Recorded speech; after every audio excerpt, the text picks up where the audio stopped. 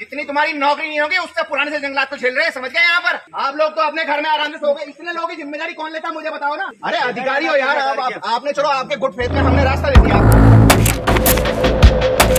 हल्द्वानी से तबाही की भयावह तस्वीरें सामने आई हैं। दरअसल तपोवन के पास बादल फटने के कारण देवखड़ी नाले ने कृष्णा विहार, देवकी विहार, गायत्री कॉलोनी में भयंकर तबाही मचाई। नाला टूटने से 70 घरों में मलबा घुस गया। बड़े बड़े पत्थर लोगों के घरों में घुस गए। 2 बसें आंधी मलबे में दब गई। 15 कारें बह गई। लोगों ने बड़ी मुश्किल से जान बचाई। आपको बता दें कि बादल फटने से देवखड़ी नाला टूट गया। नाले का पानी और मलबा लोगों के घरों में घुसने लगा। 1.5 घंटे में नाले का पानी, मलबा, बोल्डर सहित 70 घरों में घुस गया। लोग जान बचाने के लिए छत में भागे। जब तक पानी कम नहीं हुआ, लोग घरों की छत में ही बैठे रहे।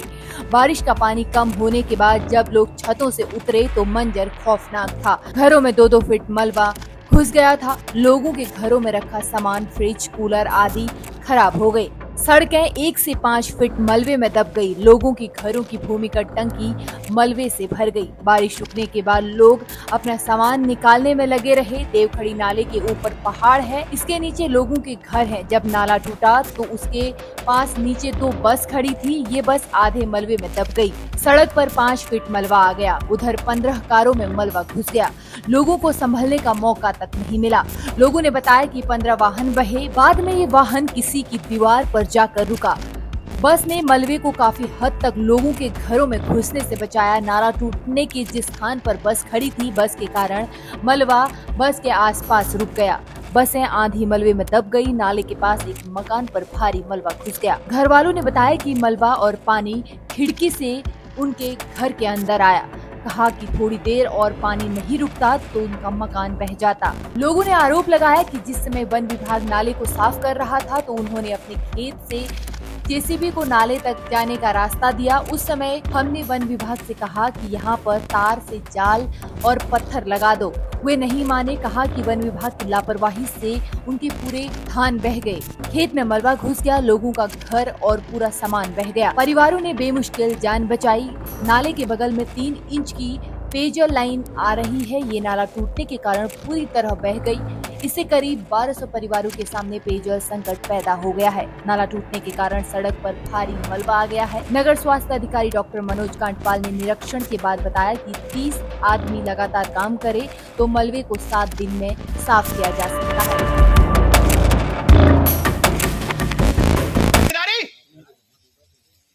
लिख के दो रिटर्न में।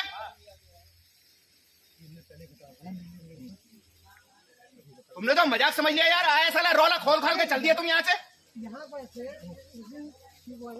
एक बात बता दे रहा हूँ, ये दिमाग से निकाल देना सब कि पुलिस की धमकी दोगे, उल्टा अंदर करवा दूंगा उठाकर। ये ध्यान रखना सबको। साले जरा से हम यहाँ घास काटे तो तुम आ जाते हो यहाँ हमको अंदर कराने के लिए, और साला अपने मनमर्जी तुम यहाँ कुछ करते रहो और फिर मुझे सिखा रहा हमें पता नहीं है। इतना खोदा नहीं होता। ये आज हालात, जितनी तुम्हारी नौकरी नहीं होगी उससे पुराने से जंगलात तो झेल रहे हैं, समझ गए? यहाँ पर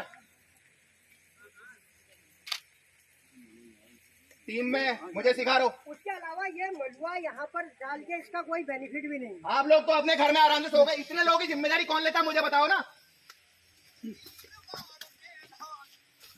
वो बस नहीं होती सारा मलबा आ जाता, मरते लोग यहाँ पर। मर जाते हम लोग, मरते कारें बहेगी,